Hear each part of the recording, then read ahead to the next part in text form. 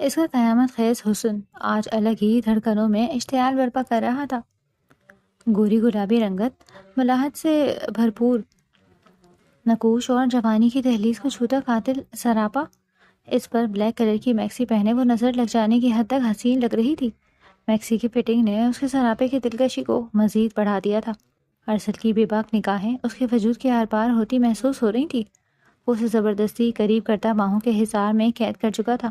اس کے گداز وجود کی مہک سے وہ خود پر قابو کھونے لگا تھا۔ جیسے ہی وہ اس کے لبوں پر جھکنے لگا، وہ گھبرا کر بولی، پلیز ارسل، ایسا نہ کریں، میں جانتی ہوں پھر آپ خود پر کنٹرول کھو دیں گے، رخصتی ہو جانے دیں، پھر جو مرضی کر لیجیے گا، میں آپ کو روکوں گی نہیں۔ ارسل نے بہکتی سرخ آنکھوں سے اس کے بے پناہ حسن کو دیکھا۔ وہ سر تا پیر قیامت تھی۔ نہیں میری جان، مجھ سے اور صبر نہیں ہو رہا، تمہارا حسن مجھے پاگل کر دے گا، آج مجھے مت روکو۔ وہ یہ کہتا اس کے گلے سے لپٹا، اس کا دوپٹہ نکال کر دور اچھال چکا تھا۔ ایشل بری طرح تڑپی، اسے خود سے دور کرنے لگی۔ پلیز ارسل، مجھے جانے دیں، کوئی اونچ نیچ ہو گئی تو میں رخصتی سے پہلے کسی کو منہ دکھانے کے قابل نہیں رہوں گی۔ وہ ہر بات نظر انداز کرتا اس کی سراہی دار گردن پر جھکا۔ پلیز ایشل میری جان، آج نہ روکو مجھے، میں تمہارے جسم کے ہر پردے کو گرا کر آج تمہارا حسن مکمل دیکھنا چاہتا ہوں۔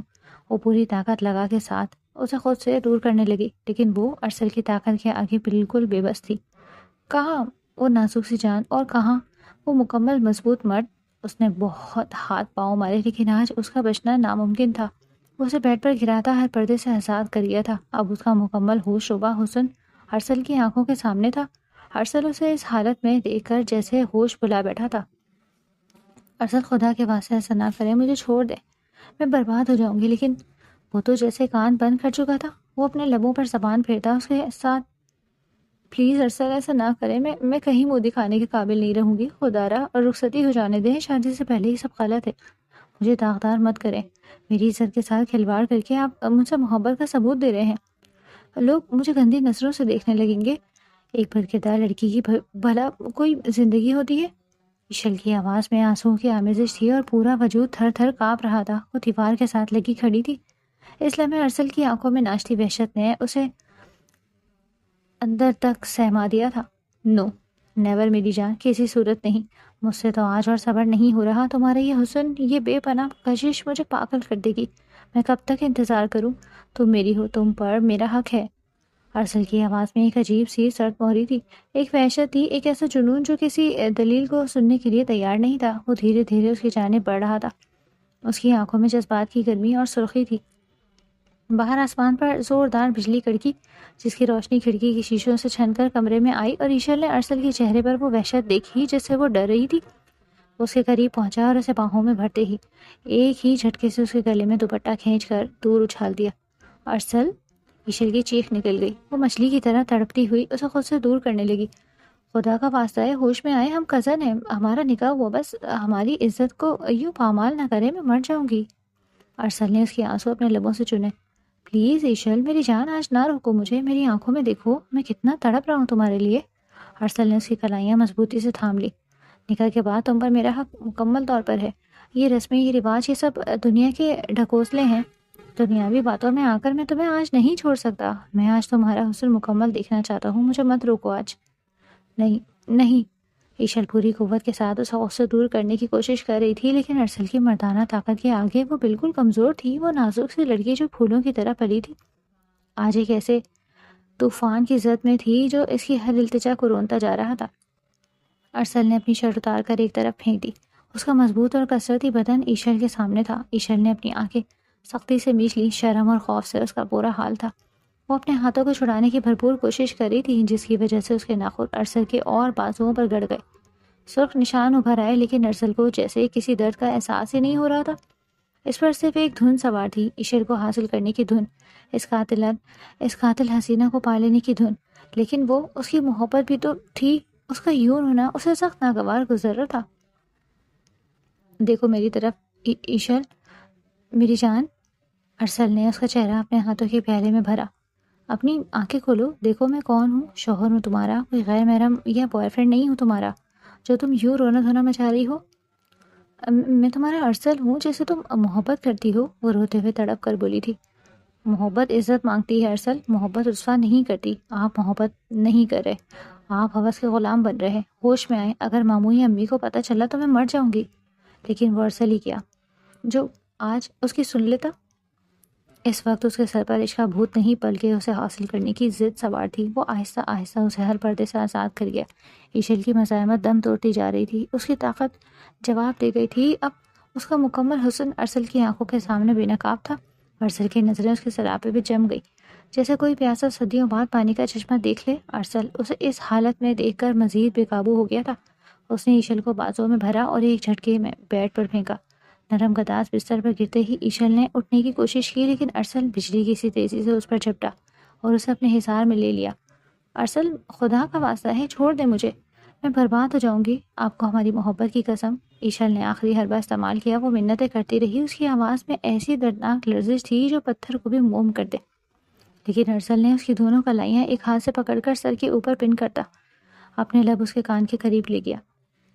تم برباد نہیں، آباد ہو رہی ہو ایشل، میرے عشق میں، میری باہوں میں۔ وہ اپنے لبوں پر زبان پھیرتا اس کے چہرے کے قریب جھکا۔ باہر بارش کی تیزی بڑھتی جا رہی تھی، جیسے قدرت بھی ایشل کی بے بسی پر رو رہی ہو۔ کمرے میں صرف ان دونوں کی بھاری سانسوں کی آوازیں تھیں۔ ایشل ارسل کے گھر رہنے آئی تھی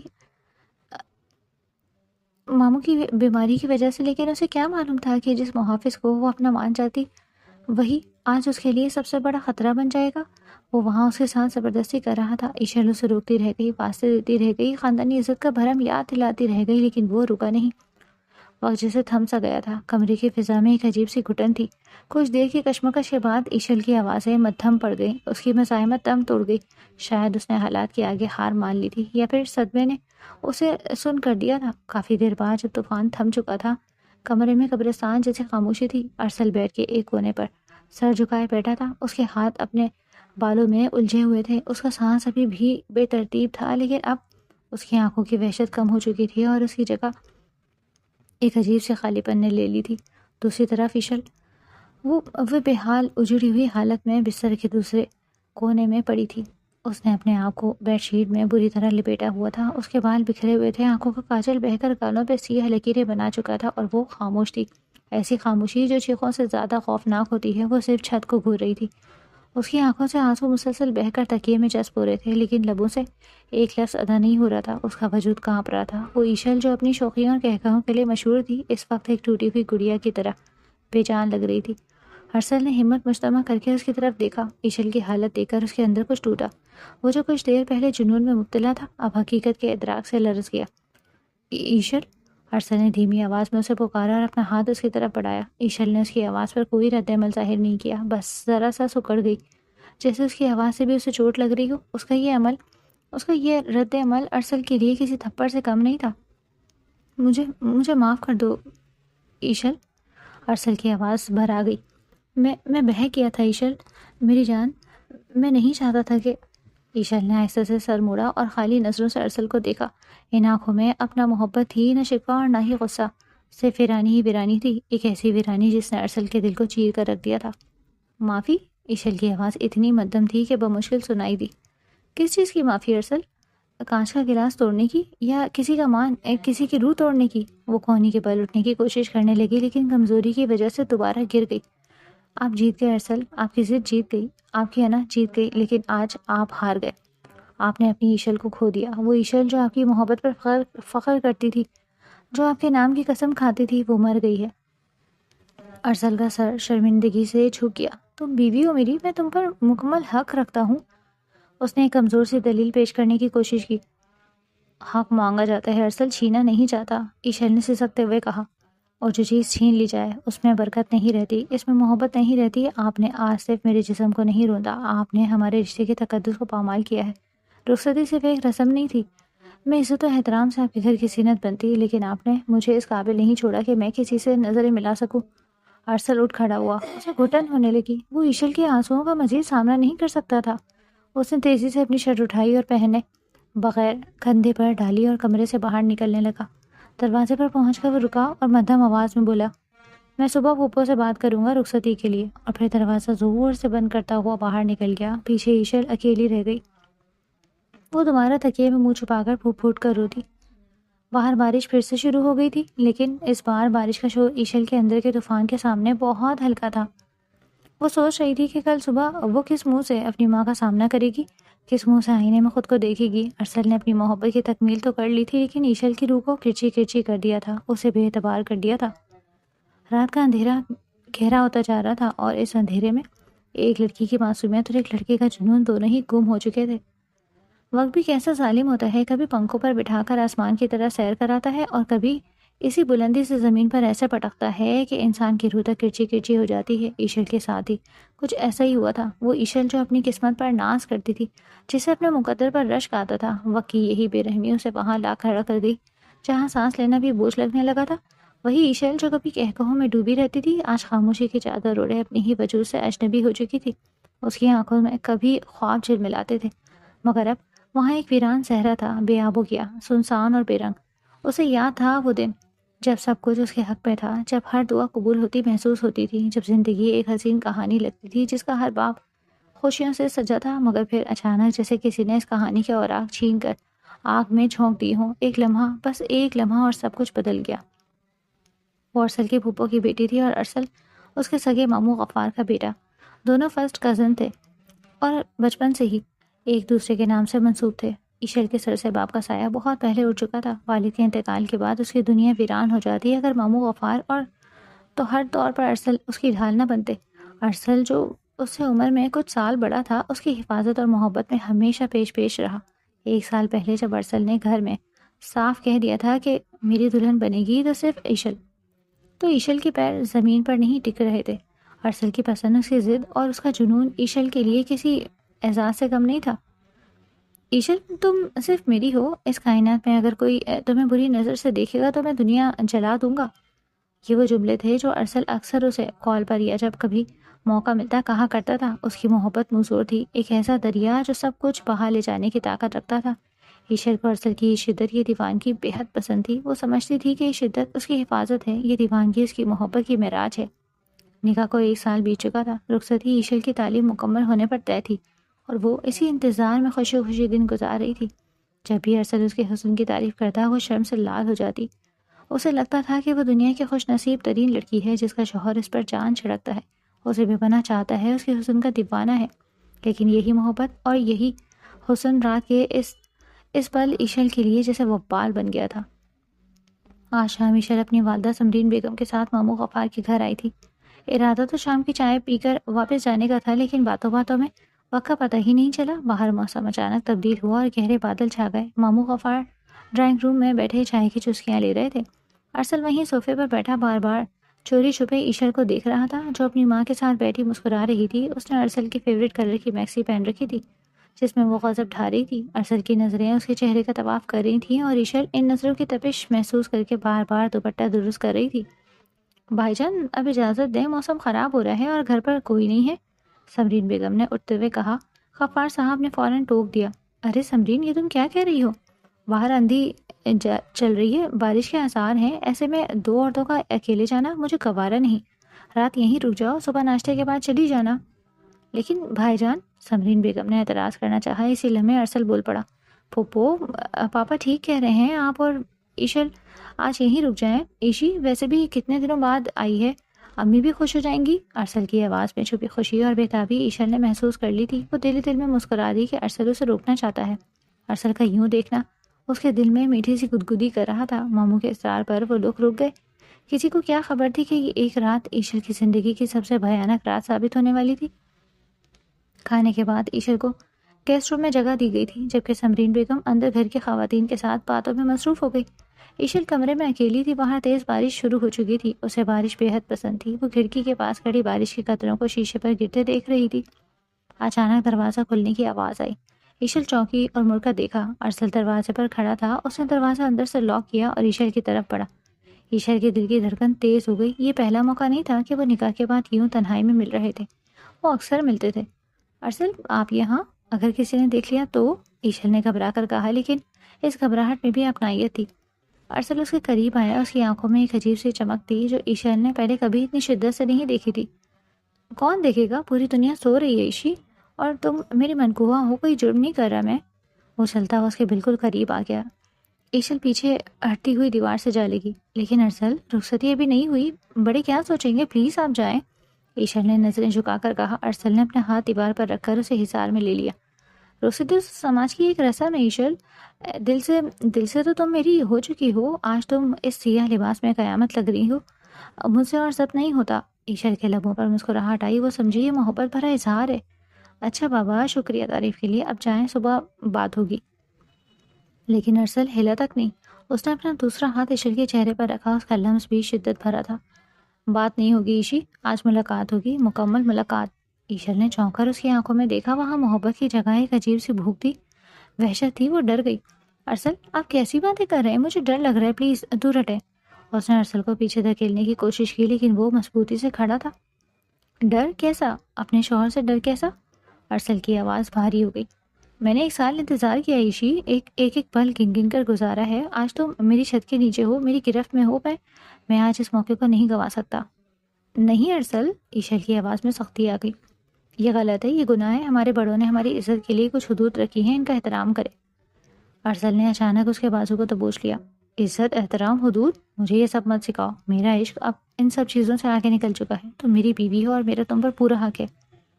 حق ایسے زبردستی نہیں لیا جاتا. ایشل کی آنکھوں میں آنسو آ گئے. ارسل، وہ بنے جسے میں نے چاہا تھا، وہ نہیں جسے دیکھ کر مجھے خوف آئے. ارسل پر جیسے شیطان سوار ہو چکا تھا. اس نے ایشل کی بات سنی انسنی کر دی. تم نہیں سمجھو گی ایشی، تم اس آگ کو نہیں سمجھ سکتی جو میرے اندر لگی ہے، اور اس آگ کو صرف تم بجھا سکتی ہو. وہ اس کے قریب تر ہوتا گیا، یہاں تک کہ ایشل کو اس کی گرم سانسیں اپنے چہرے اور گردن پر محسوس ہونے لگی. ارسل پلیز، ماموں کو پتہ چلا تو وہ کیا کہیں گے، امی مر جائیں گے، خدا را رحم کریں. ایشل گڑ گڑائی. وہ ہاتھ جوڑنے لگی لیکن ارسل کے سر پر ہوس کا بھوت سوار ہو چکا تھا، جیسے وہ محبت کا نام دے رہا تھا. اس نے جھٹکے سے ایشل کے ہاتھ نیچے کیا اور اس سے دبوچ لیا. آج کوئی بیچ میں نہیں آئے گا، نہ ماموں، نہ بھوپو، اور نہ ہی یہ سماج. اور پھر وہی ہوا جس کا ڈر تھا. وہ محافظ، وہ کزن، وہ شوہر جس پر ایشل کو ناز تھا، جس کی محبت کی وہ قسمیں کھاتی تھی، وہ اس لمحے ایک درندے میں بدل گیا. ایشل کی مزاحمت، اس کی چیخیں، اس کے آنسو، کچھ بھی ارسل کے جنون کو نہ روک سکا. وہ ایشل جو اپنی ماں کے ساتھ خوشی خوشی مہمان بن کر آئی تھی، جسے اپنے ماموں کے گھر میں تحفظ کا احساس ہوتا تھا، اسی گھر کی 4 دیواری میں اس کی محافظ نے اس کی عزت کی چادر کو تار تار کر دیا. وہ لمحہ جب ایشل نے محسوس کیا کہ اس کی نہ کہ ارسل کے لیے کوئی وقت نہیں، اس لمحے اس کے اندر کچھ ہمیشہ کے لیے مر گیا. وہ محبت جو اس کے دل میں تھی، وہ فخر جو اس کی آنکھوں میں تھا، وہ سب اس زبردستی اور درندگی کے بوجھ تلے کچل گئے. رات کے اس پہر ارسل اپنی ہوس کی تسکین کر رہا تھا اور ایشل اپنی بربادی کا تماشا دیکھ رہی تھی، بے بس اور لاچار. اس طوفانی رات کے بعد سے ایشل کی دنیا ساکت ہو گئی. ارسل نے اس واقعے کے اگلے ہی دن اسے کال کرنے کی کوشش کی، کئی پیغامات بھیجے جن میں معافی، ندامت اور شرمندگی کا اظہار تھا، لیکن ایشل نے اسے ہر جگہ سے بلاک کر دیا تھا. اس کی روح پر جو زخم لگے تھے وہ سوری کے مرہم سے بھرنے والے نہیں تھے. سمرین بیگم اپنی بیٹی کی حالت دیکھ کر پریشان تھی. وہ سمجھ رہی تھی کہ شاید تعلیم کے بوجھ یا موسم کی تبدیلی نے اسے نڈھال کر دیا ہے. ایشی بیٹا، کچھ تو کھا لے، دیکھ تیرا چہرہ کتنا سرد ہو گیا ہے. سمرین بیگم ناشتے کی ٹرے لیے اس کے کمرے میں آئیں، جہاں کھڑکی سے باہر خالی نظروں سے دیکھ رہی تھی. بھوک نہیں امی، ایشل نے سپاٹ لہجے میں جواب دیا. ارے کیسے بھوک نہیں ہے، 4 ہفتے ہو گئے ہیں، تم نے ڈھنگ سے نوالا نہیں توڑا، اور یہ کیا حال بنا رکھا ہے. ارسل بھی پوچھ رہا تھا کہ ایشی بات کیوں نہیں کر رہی. سمرین بیگم نے لاڈ سے کہا. ایشل کا نام سنتے ہی ارسل کا نام سنتے ہی ایشل کے وجود میں ایک لرزہ سا دوڑ گیا. جیسے ہی سمرین بیگم نے انڈے اور پراٹھے کی پلیٹ اس کے قریب کی، ایشل کو شدید متلی محسوس ہوئی. وہ فوراً اٹھی اور باتھ روم کی طرف بھاگی. سمرین بیگم گھبرا کر اس کے پیچھے گئیں. ایشل بیسن پر جھکی کیا کر رہی تھی. اس کا رنگ پیلا پڑ چکا تھا. یا اللہ، خیر میری بچی کو نظر لگ گئی ہے کسی کی. سمرین بیگم نے اس کی کمر سہلاتے ہوئے کہا. تیار ہو جاؤ ایشی، ہم ابھی ڈاکٹر کے پاس جا رہے ہیں. یہ روز روز کی کمزوری اور چکر آنا ٹھیک نہیں. ایشل نے منع کرنا چاہا لیکن اس کے جسم میں اتنی طاقت نہیں تھی کہ وہ بحث کر سکے، اور نہ ہی اس کے اندر جینے کی کوئی رمق باقی تھی کہ وہ اپنا خیال رکھتی. لیڈی ڈاکٹر نے ایشل کا چیک اپ کیا، کچھ ٹیسٹ لکھ کر دیا اور پھر رپورٹس آنے تک انتظار کرنے کو کہا. ایشل بے جان گڑیا کی طرح کرسی پر بیٹھی رہی، جبکہ سمرین بیگم تسبیح پڑھنے میں مصروف تھی. دل ہی دل میں بیٹی کی صحت یابی کی دعائیں مانگ رہی تھی. آدھے گھنٹے بعد نرس نے انہیں دوبارہ ڈاکٹر کے کمرے میں بلایا. ڈاکٹر کے چہرے پر سنجیدگی تھی. بیٹھی بیگم صاحبہ، ڈاکٹر نے رپورٹ میز پر رکھتے ہوئے کہا. گھبرانے کی بات نہیں ہے، جسمانی طور پر مریضہ کمزور ہے، لیکن یہ علامت قدرتی ہیں. قدرتی؟ کیا مطلب ڈاکٹر صاحبہ؟ اسی ارکان تو نہیں؟ سمرین بیگم نے فکر مندی سے پوچھا. ڈاکٹر نے اینک درست کرتے ہوئے ایشل کی طرف دیکھا جو سر جھکائے بیٹھی تھی، پھر سمرین بیگم کی طرف دیکھ کر دھیمے لہجے میں بولی، مبارک ہو، آپ نانی بننے والی ہیں، آپ کی بیٹی امید سے ہے۔ لمحہ بھر کے لیے کمرے میں سناٹا چھا گیا۔ سمرین بیگم کو لگا شاید انہوں نے کچھ غلط سنا ہے۔ کیا کہا آپ نے؟ سمرین بیگم کی آواز کانپ گئی۔ ڈاکٹر صاحبہ ہوش میں بات کریں، یہ میری بیٹی ہے، کماری ہے بھی، اس کا صرف نکاح ہوا ہے، رخصتی نہیں ہوئی۔ یہ آپ کیا بےہودہ مذاق کر رہی ہیں؟ دوبارہ سے چیک کریں۔ ایشل نے زور سے اپنی مٹھیاں بھیج لی، اس کا سانس رکنے لگا تھا۔ وہ جس حقیقت سے بھاگ رہی تھی وہ اب ایک بھوت بن کر اس کے سامنے کھڑی تھی۔ بیگم صاحبہ، میڈیکل سائنس جھوٹ نہیں بولتی۔ ڈاکٹر نے رپورٹ ان کی طرف بڑھا دی۔ یہ پریگننٹ ہے، میں آپ کے خاندانی معاملات نہیں جانتی، لیکن رپورٹ یہی بتا رہی ہے۔ سمرین بیگم نے جھپٹ کر رپورٹ اٹھا لی، لیکن ان کاغذوں نے ان کی دنیا ہلا دی۔ انہوں نے ایک خوفناک سرد نظر ایشل پر ڈالی۔ ایشل کا سر اب بھی جھکا ہوا تھا اور وہ بری طرح کانپ رہی تھی۔ سمرین بیگم نے ایشل کا ہاتھ اتنی زور سے پکڑا، چل گھر۔ ان کی آواز میں ایک ایسی سرد مہری تھی جو ایشل کی جان لے رہی تھی۔ گھر پہنچتے ہی سمرین بیگم نے دروازہ لاک کیا اور ایشل کو بازو سے گھسیٹتی ہوئی لاؤنج میں لے آئیں۔ ایشل گرتے گرتے بچی، امی میری بات سنیں۔ ایشل نے روتے ہوئے کہنے کی کوشش کی، چپ، بالکل چپ، اپنی زبان مت کھولنا۔ سمرین بیگم دھاڑی، ان کا چہرہ غصے سے تمتما رہا تھا۔ اگلے ہی لمحہ ایک زوردار تھپڑ ایشل کے گال پر پڑا۔ بے حیا، بے غیرت، یہ دن دیکھنے کے لیے تجھے پیدا کیا تھا، یہ تربیت دی تھی میں نے تجھے؟ سمرین بیگم نے اپنے سینے پر ہاتھ مارتے ہوئے بیان کرنا شروع کر دیا۔ پتا کس کا گناہ ہے یہ؟ کس کے ساتھ مکالہ کر کے آئی ہے تو؟ ارے رخصتی کا انتظار نہیں کر سکتی تھی؟ ایسی کیسی آنکھ لگی تھی تجھے کہ تو نے اپنی ماں کی عزت، اپنے باپ کی پگڑی سب مٹی میں ملا دیا؟ وہ دیوانوں کی طرح ایشل کو مارنے لگی، کبھی تھپڑ کبھی گھونسے، وہ اسے جانوروں کی طرح پیٹ رہی تھی۔ ایشل زمین پر گر گئی۔ وہ اپنے آپ کو بچانے کی کوشش بھی نہیں کر رہی تھی، بس روئی جا رہی تھی۔ امی میں گنہگار نہیں ہوں، مجھے مت مارے، میں بے بس تھی، وہ چیخ رہی تھی۔ تو گنہگار نہیں ہے تو یہ کیا ہے؟ سمرین بیگم نے اس کے بال مٹھی میں جکڑ لیے اور اس کا چہرہ اوپر کیا۔ بتاؤ کون ہے وہ منوس؟ یونیورسٹی میں کوئی یار بنایا ہے یا محلے میں کسی سے یاری گانڈی ہے؟ بتاؤ مجھے، ورنہ آج میں تجھے زندہ کاٹ دوں گی۔ ایک ماں ہو کر وہ اپنی ہی بیٹی پر الزام لگا رہی تھی۔ سمرین بیگم خود بھی رو رہی تھی اور مار بھی رہی تھی۔ ان کی ممتا اور ان کی غیرت کے درمیان جنگ چھڑ چکی تھی۔ لوگوں کو کیا منہ دکھاؤں گی میں؟ غفار بھائی کو کیا جواب دوں گی کہ میں نے ان کی امانت میں خیانت کر دی؟ تم نے مجھے کہیں کا نہیں چھوڑا۔ جب مار پیٹ اور ذلت کی انتہا ہو گئی تو ایشل کے اندر کا لاوا پھٹ پڑا۔ ارسل، ایشل پوری قوت سے چیخی، یہ گناہ ارسل کا ہے امی۔ سمرین بیگم کا ہاتھ ہوا میں معلق رہ گیا۔ کمرے میں اچانک موت جیسا سناٹا چھا گیا۔ انہوں نے پھٹی پھٹی آنکھوں سے اپنی بیٹی کو دیکھا۔ کیا بکواس کر رہی ہے تو؟ اپنا گناہ چھپانے کے لیے اس فرشتے جیسے لڑکے پر تہمت لگا رہی ہے؟ شرم نہیں آتی تجھے؟ سمرین بیگم پیچھے ہٹی، انہیں یقین ہی نہیں آ رہا تھا۔ میں جھوٹ نہیں بول رہی امی، یہ ارسل ہے، میرا شوہر، میرے بچے کا باپ، آپ کا شریف فرشتہ صرف بھتیجا۔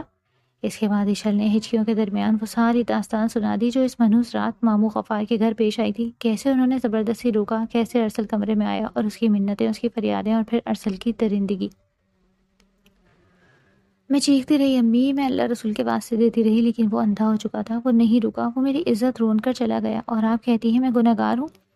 ایشل نے اپنا سر گھٹنوں میں دے دیا اور دھاڑے مار کر رونے لگی۔ میں تو وہیں مر گئی تھی امی، یہ سانسیں تو بس سزا کاٹ رہی ہیں۔ سمرین بیگم بہت بنی کھڑی تھی، ان کے دماغ میں جیسے دھماکے ہو رہے تھے۔ وہ بھائی جس پر وہ جان چھڑکتی تھی، وہ بھتیجا جسے وہ اپنا بیٹا سمجھتی تھی، انہوں نے ان کی پیٹھ میں ایسا خنجر گھونپا تھا۔ ارسل، سمرین بیگم کے لبوں سے سرگوشی نکلی۔ ان کے آنسو تھم گئے اور چہرے پر ایک عزم نمودار ہوا۔ یہ غیرت کا مسئلہ تھا اور اس بار مجرم باہر کا نہیں گھر کا تھا۔ انہوں نے کانپتے ہاتھوں سے اپنا فون اٹھایا اور غفار صاحب کا نمبر ملایا۔ فون کی گھنٹی بجتی رہی، ہر بیل سمرین بیگم کے دل پر ہتھوڑی کی طرح لگ رہی تھی۔ آخرکار دوسری طرف سے فون اٹھایا گیا۔ ہیلو سمرین، کیسی ہو؟ خیریت ہے؟ آج اچانک کال کی؟ ماموں غفار کی خوشگوار آواز آئی۔ سمرین بیگم نے ایک نظر فرش پر پڑی اپنی بیٹی پر ڈالی، ان کا کلیجہ منہ کو آ گیا۔ کچھ بھی خیریت نہیں ہے بھائی صاحب۔ سمرین بیگم کی آواز اتنی سپاٹ اور بھاری تھی کہ دوسری طرف غفار صاحب چونک گئے۔ آپ نے اور آپ کے بیٹے نے میری شرافت کا، میری یتیم بیٹی کا جو تماشا بنایا ہے، میری بیٹی بدنام ہو کر رہ جائے گی۔ سمرین، یہ تم کیا کہہ رہی ہو؟ ہوش میں تو ہو؟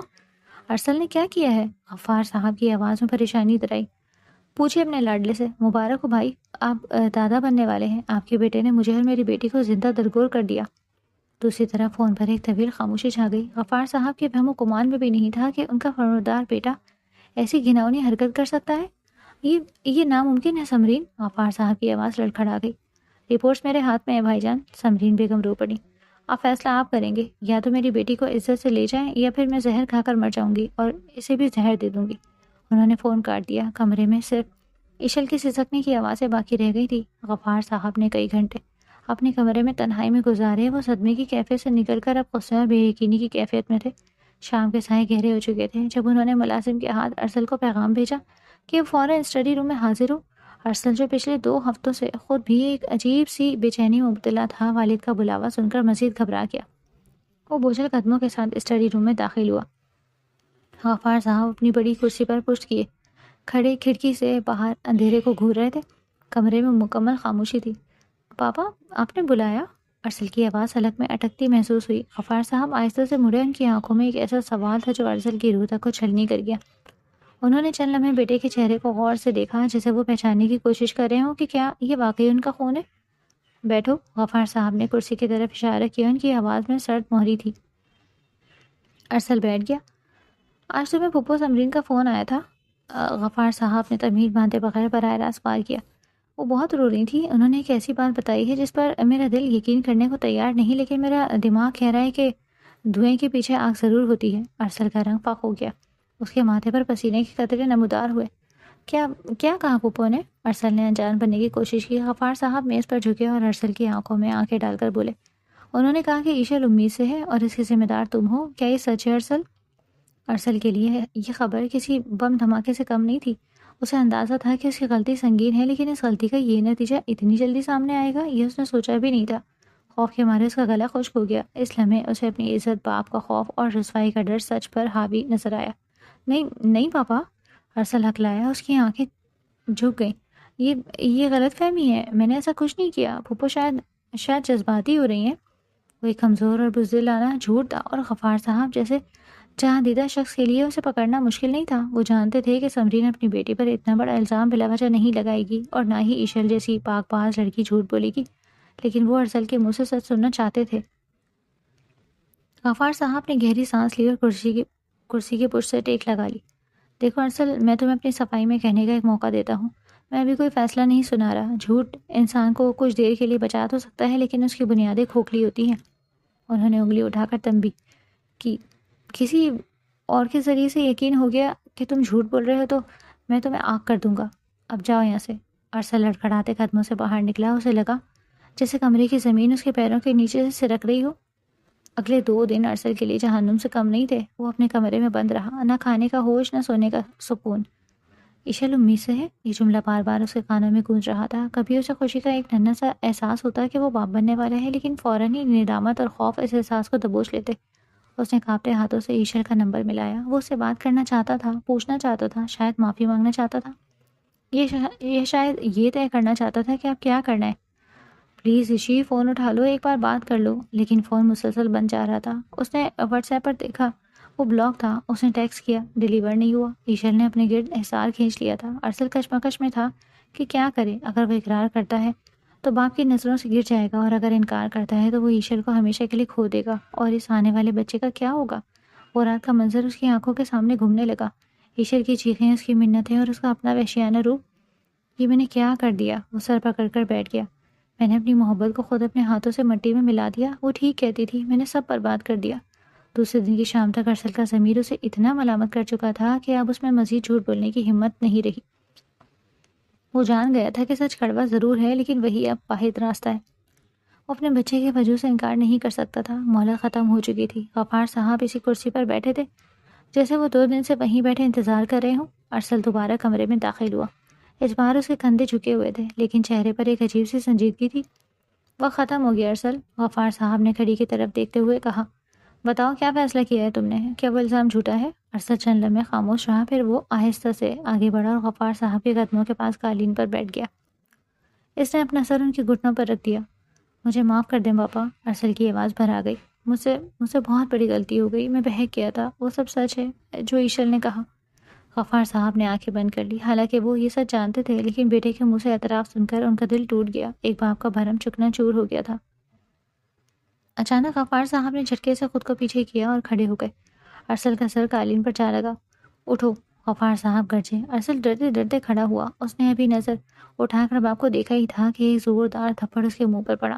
تھپڑ کی آواز اس شور سے کہیں زیادہ تھی جو غفار صاحب کے اندر 2 دن سے کنڈلی مارے بیٹھا تھا۔ ارسل کا چہرہ دوسری طرف گھوم گیا، گال پر انگلیوں کے سرخ نشان ابھر آئے۔ اس نے زندگی میں پہلی بار انہوں نے اپنے لاڈلے اور قابل بیٹے پر ہاتھ اٹھایا تھا۔ شرم نہیں آئی تمہیں؟ تم اتنے آزاد اور بے غیرت کیسے ہو سکتے ہو؟ غفار صاحب کا ہاتھ کانپ رہا تھا غصے اور دکھ کی وجہ سے۔ تم نے میری تربیت پر پانی پھیر دیا۔ میں کس منہ سے اپنی بہن کا سامنا کروں گا؟ وہ بہن جس نے تمہیں اپنے بیٹوں کی طرح چاہا، تم نے اس کی بیٹی کی عزت کو پامال کیا۔ ارسل رو پڑا۔ پاپا میں شرمندہ ہوں، بہت شرمندہ، مجھ سے بہت بڑی غلطی ہو گئی، میں شیطان کے بہکاوے میں آ گیا تھا، میں ایشل سے بہت محبت کرتا ہوں، میں اسے اپنانا چاہتا ہوں، لیکن جو بھی ہے میں اپنے بچے کے وجود سے انکار نہیں کر سکتا اور نہ ہی منہ موڑ سکتا ہوں، وہ میرا خون ہے۔ محبت؟ غفار صاحب نے نفرت سے کہا۔ اسے محبت نہیں کہتے ارسل، اسے ہوس کہتے ہیں۔ محبت محافظ ہوتی ہے، محبت صبر سکھاتی ہے، تم نے تو جانوروں والا سلوک کیا ہے، تم نے ایشل کا مان توڑا ہے، میرا مان توڑا ہے۔ غفار صاحب ٹہلنے لگے، وہ شدید کرب میں تھے۔ تم نے مجھے کہیں منہ دکھانے کے قابل نہیں چھوڑا، اب میں سمرین کو کیا جواب دوں گا کہ میرا بیٹا ایک غیر ذمہ دار شخص ہے جس نے رخصتی کا انتظار کرنا بھی گوارا نہیں کیا؟ ارسل صرف روتا رہا۔ آپ جو سزا دیں گے مجھے قبول ہے پاپا، بس مجھے ایشی سے دور نہ کریں، میں اس کے بغیر مر جاؤں گا، اور اب تو وہ ماں بننے والی ہے میرے بچے کی، اور اگر دیکھا جائے تو میں نے کوئی اتنا بڑا گناہ بھی نہیں کیا، وہ میرے نکاح میں تھی، میری بیوی تھی۔ بچے کا ذکر سن کر غفار صاحب رک گئے، انہوں نے گہری سانس لی اور خود کو سنبھالا۔ جو نقصان ہونا تھا وہ ہو چکا، اب وقت تھا نقصان کی تلافی کا۔ اب مسئلہ صرف ارسل کا نہیں تھا، دو خاندانوں کی عزت اور ایک آنے والی جان کا تھا۔ تمہاری سزا یہ ہے کہ اب تم ساری زندگی اس ندامت کے بوجھ کے سائے جیو گے، غفار صاحب نے حتمی لہجے میں کہا، اور یاد رکھنا اگر تم نے ایشل کو اب کبھی بھی ایک لمحے کے لیے بھی دکھ دیا تو میں بھول جاؤں گا کہ تم میرے بیٹے ہو۔ ارسل نے اس بات میں سر ہلایا۔ میں وعدہ کرتا ہوں پاپا، میں اسے کبھی دکھ نہیں دوں گا، میں نے اس کے ساتھ بہت ظلم کیا ہے، لیکن میں بہت شرمندہ ہوں، میرے دل میں بہت ندامت ہے اور میں اپنی غلطی کا ازالہ کرنے کی ہر ممکن کوشش کروں گا۔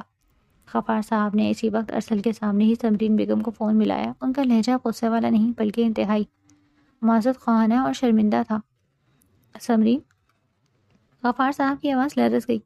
میں تم سے شرمندہ ہوں، میرا سر تمہارے آگے جھکا ہوا ہے، ارسل نے اعتراف کر لیا ہے۔ دوسری طرف سمرین بیگم کی سسیوں کی آواز آئی۔ میں جانتا ہوں کہ کوئی بھی معافی اس دکھ کا مداوع نہیں کر سکتی جو میری اولاد نے تمہیں اور ایشی کو دیا۔ غفار صاحب نے اپنی نم آنکھیں صاف کی۔ لیکن اب ہمیں بچوں کے مستقبل اور اس آنے والی جان کا سوچنا ہے، میں مزید تاخیر نہیں چاہتا۔ ارسل خاموشی سے سر جھکائے کھڑا سن رہا تھا۔ آج بدھ ہے، غفار صاحب نے فیصلہ کن انداز میں کہا، آنے والے جمعے کو ہم رخصتی کے لیے آئیں گے، کوئی دھوم دھام نہیں ہوگی، کوئی بینڈ باجا نہیں ہوگا، ہم سادگی سے آ کر اپنی بہو کو لے جائیں گے۔ سمرین بیگم نے بوجھل دل کے ساتھ حامی بھر لی۔ ان کے پاس بھی اب اس کے سوا کوئی چارہ نہیں تھا۔ غفار صاحب نے فون رکھا اور ارسل کی طرف دیکھا۔ تیاری کرو، جمعے کو رخصتی ہے، اور سن لو، وہ لڑکی اب صرف تمہاری بیوی نہیں، اس گھر کی عزت ہے، جسے تم نے مجروح کیا ہے، اسے وہ مقام واپس دلانا اب تمہارا کام ہے۔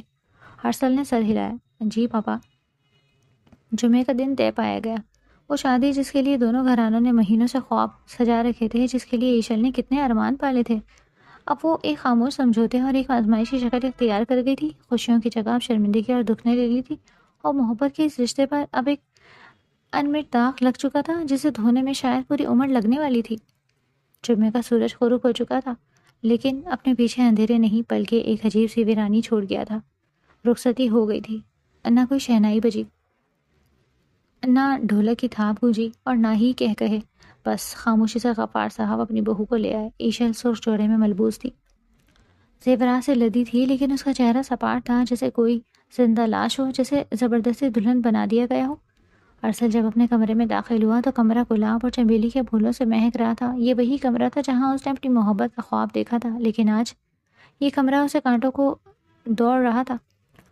وہ آہستہ قدموں سے بیڈ کی طرف بڑھا۔ ایشل گھونگھٹ نکالے نہیں بیٹھی تھی اور نہ ہی اس کے انتظار میں تھی۔ وہ بیڈ کی ایک سائڈ پر دیوار کی طرف منہ کیے لیٹ چکی تھی۔ اس نے اپنے اوپر کمبل تان رکھا تھا، گویا وہ ارسل کی موجودگی کو مکمل طور پر نظر انداز کر رہی تھی۔ ارسل کا دل کٹ گیا، وہ جانتا تھا کہ وہ اسی سلوک کا حقدار ہے۔ وہ بیڈ کے کنارے بیٹھ گیا۔ ایشی، اس نے سرگوشی کی، میں جانتا ہوں تم جاگ رہی ہو۔ کمبل میں ذرا سی جنبش نہیں ہوئی۔ میں تمہارے پاس نہیں آؤں گا، ڈرو مت، مجھ سے خوفزدہ مت ہو۔ ارسل کی آواز میں کرب تھا۔ میں بس یہ کہنا چاہتا ہوں کہ مجھے معاف کر دو۔ میں جانتا ہوں کہ میری معافی تمہارے زخم نہیں بھر سکتی، لیکن یقین کرو میں پل پل مر رہا ہوں، تمہاری یہ خوشی مجھے مار رہی ہے۔ خاموشی۔ ایشل خاموش رہی۔ اس کی طرف سے کوئی جواب نہیں آیا، بس اس کی تکی کا ایک کونا گیلا ہو رہا تھا جو ارسل کو نظر نہیں آ رہا تھا۔ میں پوری زندگی انتظار کروں گا عیشی، اس دن کا جب تم اپنی مرضی سے میری طرف دیکھو گی۔ ارسل نے ایک ٹھنڈی آہ بھری اور تکیہ اٹھا کر صوفے کی طرف بڑھ گیا۔ اس رات سہاگ رات کی سیج پر دلہن اکیلی روتی رہی اور دلہا فرش پر لیٹ کر چھت کو گھورتا اپنے گناہوں کا حساب کرتا رہا۔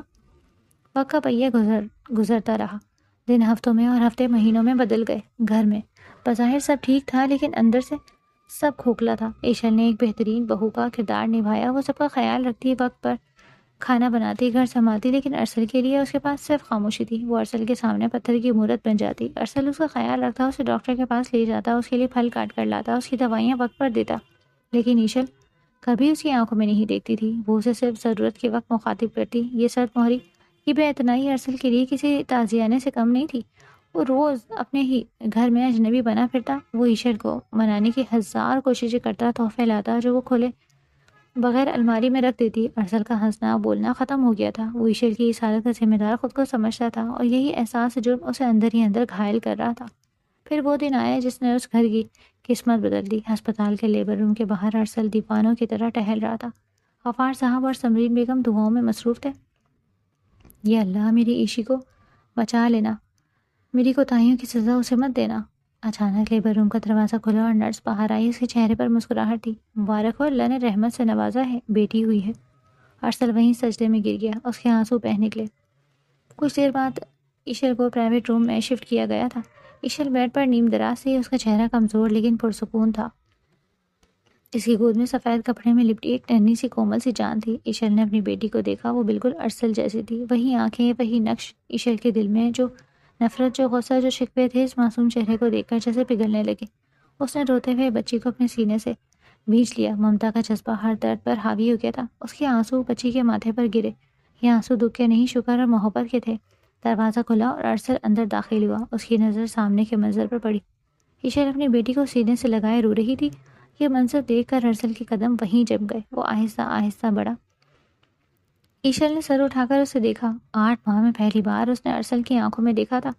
ارسل ایشل کے پاس پہنچا اور اچانک سب کے سامنے اپنے ماں باپ کی موجودگی کی پرواہ کیے بغیر ایشل کے قدموں میں بیٹھ گیا۔ اس نے اپنے دونوں ہاتھ جوڑ دیے۔ ایشی، ارسل پھوٹ پھوٹ کر رو پڑا۔ وہ شخص جو سب کے سامنے مضبوط بنا پھرتا تھا آج ٹوٹ کر بکھر چکا تھا۔ مجھے معاف کر دو، خدا کے لیے مجھے معاف کر دو، میں تب تک اپنی اولاد کا منہ نہیں رکھوں گا جب تک تم نے مجھے معاف نہ کیا۔ میں جانتا ہوں میں گنہگار ہوں، لیکن دیکھو اللہ نے ہمیں ایک نئی امید دی ہے، مجھے اپنی بیٹی کے لیے معاف کر دو۔ کمرے میں موجود سمرین بیگم اور غفار صاحب کی آنکھوں میں بھی نمی آ گئی۔ وہ جانتے تھے کہ یہ فیصلہ اب صرف ایشل کا ہے۔ ایشل نے روتے ہوئے ارسل کو دیکھا جو بچوں کی طرح بلک رہا تھا۔ اس نے پھر اپنی گود میں موجود اس ننھی کلی کو دیکھا جو بے خبر سو رہی تھی۔ اس بچی کو باپ کی ضرورت تھی اور ایشل کو شاید اسے بھی اب اپنے پرانے ارسل کی ضرورت تھی، وہ ارسل جو اس کا محافظ تھا۔ ایشل نے ایک ہاتھ اپنی بیٹی پر رکھا اور دوسرا ہاتھ آہستہ سے ارسل کے جوڑے ہوئے ہاتھوں پر رکھ کر انہیں نیچے کیا۔ اٹھیں ارسل۔ ایشل کی آواز کمزور تھی لیکن اس میں اب وہ سرد مہری نہیں تھی۔ ماضی کو ہم بدل نہیں سکتے، لیکن اس آنے والی جان کا مستقبل ہمارے ہاتھ میں ہے۔ میں جانتی ہوں کہ ہم نے کوئی گناہ نہیں کیا تھا، لیکن ہمارے معاشرے کے کچھ قانون ہوتے ہیں جو ہمیں پورے کرنے ہوتے ہیں۔ میں بھلے آپ کی نگاہ میں تھی، لیکن یہ دنیا ہے اور دنیا کا دستور ہمیں اس بات کی اجازت نہیں دیتا تھا۔ لیکن ہمارا بچہ بالکل جائز تھا اور میرے دل میں آپ کے لیے کوئی نفرت باقی نہیں تھی، اگر تھی بھی تو وہ اس پر ختم ہو گئی تھی جب آپ نے مجھے اور میرے بچے کو اپنانے کا فیصلہ کیا تھا۔ کہیں نہ کہیں میرے دل میں یہ بات تھی کہ شاید آپ ماموں کے ڈر سے اس بچے کو اپنا ماننے سے انکار کر دیں، لیکن آپ نے ایسا نہیں کیا، اور یہی بات میرے دل سے آپ کے لیے جو بھی نفرت تھی اس کو ختم کر گئی۔ ارسل نے اس کی نم ہوتی آنکھوں میں دیکھا۔ اس کی آنکھوں میں ارسل کے لیے نرمی اور معافی کی گنجائش تھی۔ میں نے آپ کو معاف کیا، ایشل نے بمشکل کہا، اور پھر اپنی بیٹی کو تھوڑا سا آگے کرتی ہوئی بولی، اپنی بیٹی کی خاطر، کیونکہ میں نہیں چاہتی کہ میری بیٹی کا باپ سر جھکا کر چلے۔ یہ بچہ ہم دونوں کا ہے اور یہی ہماری زندگی کا محور ہے۔ ارسل نے کانپتے ہاتھوں سے اپنی بیٹی کو ایشل کے ہاتھوں کو تھام لیا۔ اس نے ان دونوں کے ہاتھوں کو چھوم لیا۔ میں وعدہ کرتا ہوں ایشی، میں تمہیں اپنی بیٹی کو بہترین زندگی دوں گا، میں اچھا شوہر اور ایک اچھا باپ بن کر دکھاؤں گا۔ میری وجہ سے تم نے جتنے بھی آنسو بہائے ہیں میں ان سب کا ازالہ کروں گا۔ ایشل نے آہستہ سے سر اٹھا کر اسے دیکھا۔ اس کی آنکھوں میں اب بھی نمی تھی، مگر اس نمی کے پیچھے ایک نئی روشنی بھی تھی، اعتماد کی ایک مدھم سی کرن جو شاید ابھی مکمل روشن نہیں ہوئی تھی مگر بجھ بھی نہیں رہی تھی۔ ان کی بیٹی ہلکی سی کسمسائی تو دونوں کی توجہ فوراً اس کی طرف گئی۔ ارسل نے جھجکتے ہوئے اسے اپنی باہوں میں لیا، جیسے پہلی بار کوئی انمول چیز تھام رہا ہو۔ اس کے ہاتھ واقعی کانپ رہے تھے، مگر اس بار اس کانپ میں خوف نہیں، ذمہ داری تھی۔ میری بیٹی، اس نے سرگوشی کی، اس کی پیشانی پر ہلکا سا بوسہ دیتے ہوئے۔ ایشا یہ منظر دیکھتی رہی، اس کے دل میں جیسے کوئی نرم سا احساس جگا۔ یہی تو وہ لمحہ تھا جس کی اسے ہمیشہ خواہش تھی، ایک مکمل گھر، ایک باپ کی محبت، ایک ساتھ جڑی زندگی۔ ارسل نے نظریں اٹھا کر اسے دیکھا اور پھر آہستہ سے اپنا ایک ہاتھ اس کی طرف بڑھایا۔ کیا ہم دوبارہ شروع کر سکتے ہیں؟ ایشل چند لمحے خاموش رہی۔ ماضی کے غم، آنسو، اذیت سب اس کے ذہن میں ایک جھلک کی طرح گزرے، مگر پھر اس نے اپنی بیٹی کو دیکھا اور پھر ارسل کو۔ آہستہ سے اس نے اپنا ہاتھ اس کے ہاتھ میں دے دیا۔ دوبارہ نہیں، وہ ہلکا سا مسکرائی، نئے سرے سے۔ ارسل کے لبوں پر ایک بے اختیار مسکراہٹ آ گئی۔ اس نے اس کے ہاتھ کو اپنے قریب لا کر ماتھے سے لگا لیا، جسے کسی نعمت کا شکر ادا کر رہا ہو۔ کمرے میں خاموش سکون پھیل گیا، ایسا سکون جس میں نہ کوئی شکایت تھی نہ کوئی خوف، بس ایک نئی شروعات کی نرم سی امید تھی جو آہستہ آہستہ ان تینوں کی زندگی کو اپنے حصار میں لے رہی تھی۔